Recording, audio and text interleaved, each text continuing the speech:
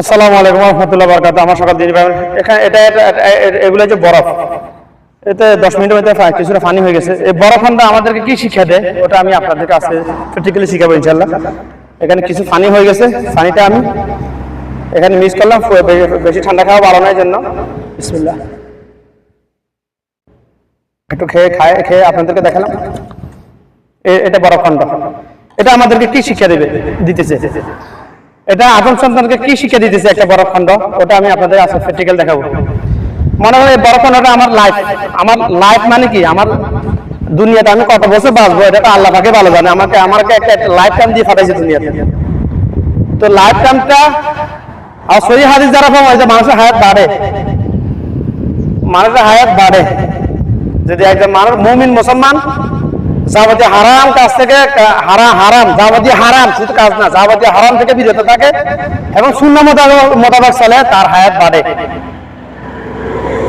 এটা প্র্যাকটিক্যালি আমার কাছে প্রমাণ আছে, হাদিসও আছে। আপনারা না জানেন আমার কিছু করার নেই, হাদিস না জানে আমার কি করার ভাই। এটা আমার লাইফটা, আদম সন্তান লাইফ মানে বড় খন্ডটা হলে আমার লাইফ। এখানে রাখলাম।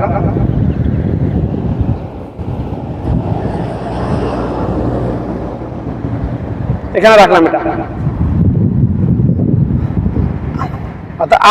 আমি চাইলে বরফটা আমি ব্যবহার করলেও গলে যাবে, না করলেও গলে যাবে। একটু গলার পরে যদি আমি পান করি তারপরে গলে যাবে, পান না করে পানিটা ফেলে দিলেও গলে যাবে।